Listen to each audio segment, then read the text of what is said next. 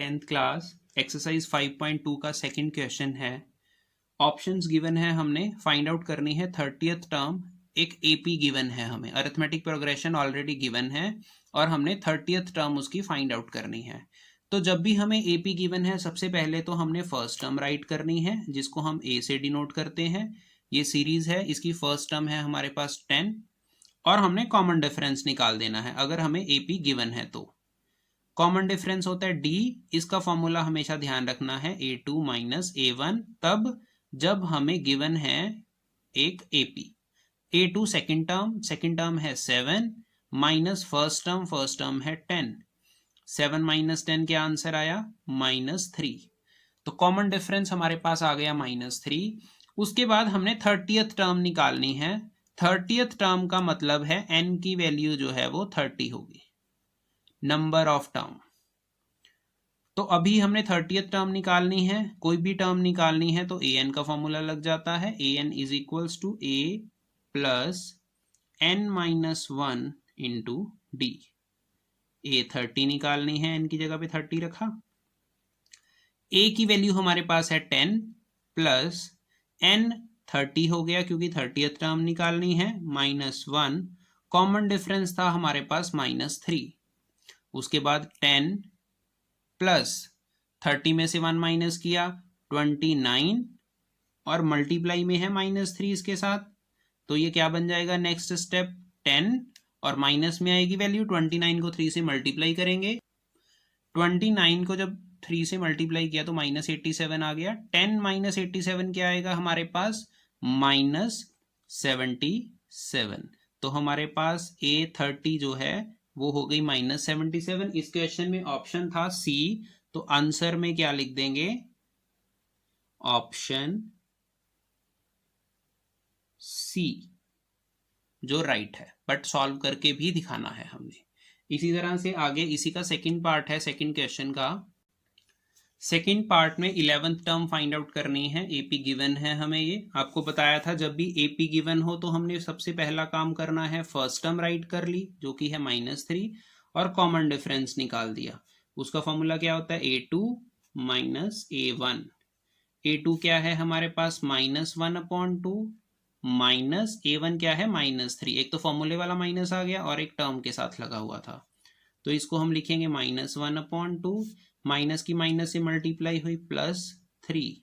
अगर डिनोमिनेटर में कुछ भी नहीं है तो 1। 2 की 1 से मल्टीप्लाई की 2, 1 की इधर 1 -1 से मल्टीप्लाई हुई -1, 2 की 3 से मल्टीप्लाई की हमने 6। फ्रैक्शन वाली टर्म्स को इस तरह से सॉल्व कर सकते हो। -1 + 6 5/2। तो ये हमारे पास कॉमन डिफरेंस की वैल्यू आ गई 5/2। अभी हमने 11th टर्म निकालनी थी तो n क्या बन गया हमारे पास? 11। उसके लिए हम an का फॉर्मूला लगाएंगे, a plus n minus 1 into D. Direct formula लगाना है a11 का, तो आपको ध्यान करवाऊं मैंने 11 से एक कम, a प्लस 11 माइनस 1 क्या हो गया? 10 डी। डायरेक्ट इस तरह से भी लिख सकते हो। तो अगर वैल्यू पुट करेंगे a11, a की वैल्यू है हमारे पास -3 प्लस 10 मल्टीप्लाई d क्या है हमारे पास? 5/2। तो पहले मल्टीप्लाई होगी, 2 1 द 2, 2 5 द 10। a11 is equals to -3 plus 5 की 5 से मल्टीप्लाई हुई 25। a11 is equals to -3 + 25 is 22। तो आंसर जो है वो हमारे पास है 22, जो कि ऑप्शन बी है। तो आंसर हमने लिख दिया और क्या लिख दिया? ऑप्शन बी, जो कि हमारा आंसर आ गया। नेक्स्ट है क्वेश्चन नंबर 3rd। उसमें हमें मिसिंग टर्म्स फाइंड आउट करनी है। एपी गिवन है हमें, ये फर्स्ट टर्म पता है, सेकंड टर्म हमने फाइंड आउट करनी है और हमें थर्ड टर्म पता है। सबसे पहले तो जो कुछ हमें रिक्वायरमेंट होता है, ए हमारे पास है 2। कॉमन डिफरेंस हम निकाल नहीं सकते क्योंकि a2 माइनस a1 है, a2 हमारे पास है नहीं। और क्या है हमारे पास? थर्ड टर्म गिवन है a3, कितनी है वो? 26। इनमें से जो भी टर्म्स हमें गिवन है या जो भी वैल्यूज गिवन है उसमें से हमने देखना है कि किसका फॉर्मूला हमें पता है। A3 का फॉर्मूला, जैसे अभी पिछले क्वेश्चन में मैंने आपको बताया था कि A11 का क्या होता है, A प्लस 10D, तो A3 का क्या बन जाएगा, A3 is equals to A3 से एक less 2D, A plus 2D। तो ये फॉर्मूला होता है हर टर्म का निकालने का। A3 is equal to A plus 2D, इसमें वैल्यू पुट कर देंगे। A3 हमारे पास क्या है 26, तो 26 राइट किया। A की वैल्यू हमारे पास है 2 प्लस 2D, D की वैल्यू निकाल सकते हैं, कॉमन डिफरेंस आ जाएगा। 26 है, पहले तो ये वाला 2 इधर आएगा, माइनस में आ गया, इज इक्वल टू इधर क्या रह गया 2D। 26 में से 2 माइनस किए, 24 इज इक्वल टू 2D। अभी भी कॉमन डिफरेंस अकेला नहीं है, इधर 2 है साथ में, तो 2 को भी हमने दूसरी साइड पर लेकर जाना है। आपको बताया था जिसकी वैल्यू निकालनी होती है धीरे धीरे करके उसको अकेला कर लेना है और बाकी टर्म्स को 1 बाय 1 दूसरी साइड पर लेकर जाना है। 24, 2 और D के बीच में मल्टीप्लाई का साइन है, इधर मल्टीप्लाई में है 2, साइड चेंज होने के बाद डिवाइड में इज इक्वल टू D। 2 1 द 2, 2 1 द 2, 2 2 द 4, तो the value of D is 12। निकालना क्या था, मिसिंग टर्म। मिसिंग टर्म कौन सी है, A2।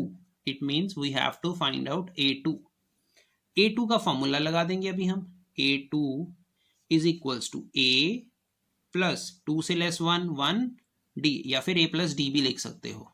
The value of A is 2 plus 1 into D की वैल्यू क्या है 12। 1 लिखने की जरूरत नहीं है, डायरेक्ट भी D लिख सकते हो। 2 प्लस 1 इंटू 12 12, 2 प्लस 12 इज 14, तो ये हमारे पास सेकेंड टर्म आ गई और यही हमारा क्या हो गया, आंसर हो गया फर्स्ट पार्ट का।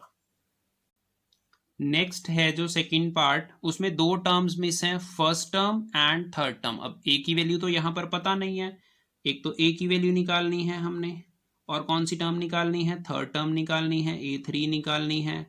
पता क्या क्या है, एक तो A2 सेकंड टर्म पता है, वो क्या है 13, और एक पता है A4। A4 कितनी है 3। हमेशा जब भी आपको ऐसे मिसिंग टर्म वाले क्वेश्चन हो, पहले तो जो वैल्यूज पता हैं, जैसे A2 और A4 पता है, अगर इनमें से फॉर्मूला अप्लाई होता है किसी का तो वो फॉर्मूला अप्लाई कर दोगे। A2 का फॉर्मूला क्या होता है हमारे पास, A2 की वैल्यू है हमारे पास 13। A2 के नीचे राइट करेंगे अब A प्लस D या 1D, ये हमारे पास फर्स्ट इक्वेशन बन गई। उसी तरह से A4 हमारे पास क्या है 3। A4 का फॉर्मूला क्या होगा, A plus 3D is equals to 3, ये हमारे पास सेकेंड इक्वेशन बन गई। जब भी किसी AP में हमें कोई भी दो टर्म्स पता है, फर्स्ट को छोड़ के बाकी कोई भी, जैसे यहाँ पर A2 और A4 पता है, तो आपने ऐसी तरह से फॉर्मूला अप्लाई कर देना है और जो सेकंड टर्म होगी, जो बड़ी टर्म होगी, उसमें से छोटी टर्म को माइनस कर देंगे। देखो किस तरह से करेंगे, तो ये ध्यान रखना, कभी भी कोई भी दो टर्म्स अगर हमें पता है तो हम पूरी की पूरी AP फाइंड आउट कर सकते हैं। पहले फॉर्मूला राइट करेंगे उन टर्म्स का और फिर माइनस कर देंगे। देखो किस तरह से माइनस करेंगे, हमने लिख दिया सेकंड माइनस फर्स्ट इक्वेशन। अब सेकंड इक्वेशन जो थी वो थी A plus 3D is equals to 3, और फर्स्ट इक्वेशन थी वो इसके नीचे ही राइट करनी है हमने, A plus D is equals to 13। अब हमने माइनस करना है, माइनस करने के लिए यहाँ पर साइन चेंज, अगर ये माइनस का होता तो प्लस का लिखते यहाँ पर, अब प्लस का है तो माइनस लिख दिया, ये प्लस है तो माइनस लिख दिया, 13 भी प्लस का था तो माइनस। अब ये नए वाले साइन लेने हैं हमने, A में से माइनस A करेंगे तो कैंसिल हो जाएगा वो, 3D में से 1D माइनस कर दिया तो कितने D बच जाएंगे, 2D is equals to 3 minus 13, answer क्या आएगा -10। D की वैल्यू निकालेंगे, D इज इक्वल्स टू -10, 2 इस तरफ मल्टीप्लाई में है, दूसरी तरफ डिवाइड में, 2 5 द 10, तो -5, क्योंकि माइनस की वैल्यू नहीं कैंसिल हुई थी, माइनस का साइन, D आ गया कॉमन डिफरेंस हमारे पास -5। बट हमने तो क्या निकालना था, A और A3। अभी कोई भी जो हमारी इक्वेशंस थी उसमें वैल्यू पुट कर देनी है। क्या लिखेंगे, put the value of D in first equation थी हमारे पास a plus D is equal to 13। D की वैल्यू क्या आई है हमारे पास -5 is equal to 13। a is equal to -5, इस तरफ क्या हो गया plus 13 plus 5 which is equals to 18।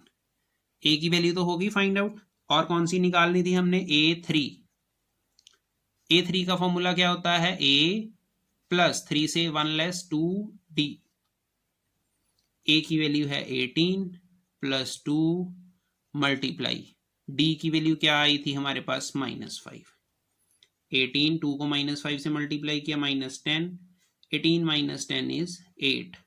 तो a3 की वैल्यू आ गई 8 और a2 की वैल्यू क्या आ गई, हमारे a की वैल्यू क्या आ गई 18। यही हमने फाइंड आउट करना था। क्लियर है स्टूडेंट्स।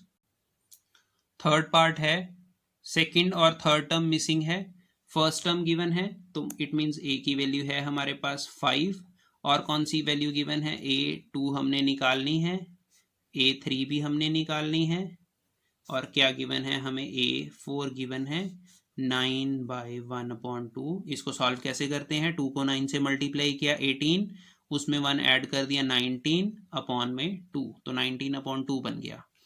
अब जो टर्म्स हमें पता है, एक तो a पता है और a4 पता है, किसका फॉर्मूला हमें आता है, a4 का फॉर्मूला अप्लाई हो सकता है, तो हम राइट करेंगे a4 is equals to 19/2।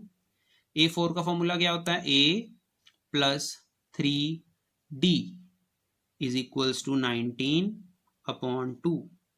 a की वैल्यू क्या डाल सकते हैं हम 5 plus 3d is equals to 19/2। अब इस अगर हम इक्वेशन में देखें तो किसकी वैल्यू फाइंड आउट करनी है हमने d की, तो d वाली टर्म को हम यहां पर अकेला कर देंगे और बाकी टर्म्स को 1 बाय 1 दूसरी साइड पर लेके जाएंगे। d वाली टर्म अभी है हमारे पास 3d इज इक्वल्स टू, इस तरफ क्या था 19/2, 5 प्लस में था तो दूसरी तरफ जाकर माइनस में, इसके अपॉन में कुछ नहीं है तो हम 1 राइट कर देंगे। अभी हम सॉल्व करेंगे, 2 की 1 से मल्टीप्लाई की 2, 1 की 19 से मल्टीप्लाई की 19, -2 की 5 से मल्टीप्लाई की 10, 19 - 10 इज 9/2। क्लियर है स्टूडेंट्स। तो 3d की वैल्यू आ गई हमारे पास 9/2। यहां पर अभी हमने किसकी वैल्यू निकालनी है d की, तो d is equals to 9/2, 3 multiply में था इधर डिवाइड में आएगा, यहां पर एक टर्म पहले से थी डिवाइड में, उसके साथ मल्टीप्लाई हो जाएगी इसकी, 3 1 3, 3 3 9 इज इक्वल्स टू 3/2। हमने टर्म कौन कौन सी पता करनी थी, a2 एंड a3। एक d की वैल्यू आ गई हमारे पास, a की वैल्यू हमें गिवन थी, तो अभी हम पहले a2 निकालेंगे। a2 का फॉर्मूला क्या बताया था आपको, a plus d is equals to, the value of a is 5 and the value of d is 3/2, upon में 1 कुछ नहीं होता अगर, तो 1 × 2 2, 2 की इस तरफ मल्टीप्लाई होती है, 2 5 10 plus 1 3 3, 10 + 3 is 13/2 is the value of a2। और क्या निकालना है हमने, a3 का फॉर्मूला हो गया a plus 2d, the value of a is 5 plus 2 multiply the value of d is 9/2, 2 से 2 cancel is equal to 5 plus 9, 5 + 9 is 14, जो कि हमारे पास a3 आ गई। तो हमारे पास a2 और a3 दोनों टर्म्स फाइंड आउट हो गई, तो इसी के साथ थर्ड पार्ट जो है वो कंप्लीट हो गया। नेक्स्ट है फोर्थ पार्ट। फोर्थ पार्ट में हमें a की वैल्यू गिवन है, a6 पता है, बाकी की टर्म्स हमने पता करनी है। a6 का फॉर्मूला हमें पता है, a का तो कोई फॉर्मूला नहीं होता, a6 का फॉर्मूला राइट करेंगे। a6 की वैल्यू हमारे पास है 6, a6 का फॉर्मूला क्या हो जाएगा, a प्लस 6 से 1 लेस 5d।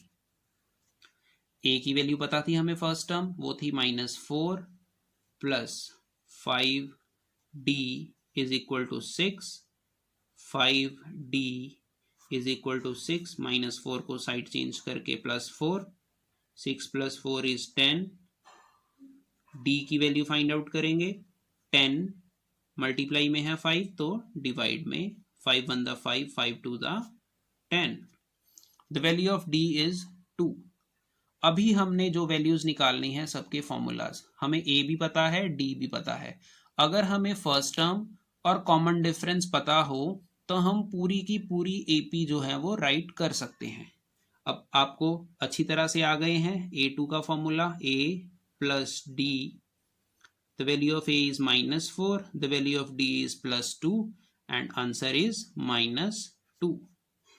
A3 का formula A plus 2D, the value of A is -4 plus 2 multiply the value of D is 2, -4 plus 2 to the 4, A3 क्या क्या आंसर आ गया, -4 + 4 0 आंसर आ गया। नेक्स्ट A4 फाइंड आउट करनी है, A plus 3D, the value of A is -4 plus 3 multiply 2, -4 + 6, -4 + 6 is 2, A4 हमारे पास 2 आ गया। A5 का formula क्या लगेगा, A प्लस 4D, A की वैल्यू है -4 + 4 multiply 2 is equal to -4 + 2 4 8 is equal to 4। ये हमारे पास है A5 की वैल्यू। तो A2, A3, A4, A5 सभी फाइंड आउट हो गए, तो फोर्थ पार्ट भी कंप्लीट हो गया। नेक्स्ट है फिफ्थ पार्ट, इसमें हमें A की वैल्यू फाइंड आउट करनी है, A3, A4, A5।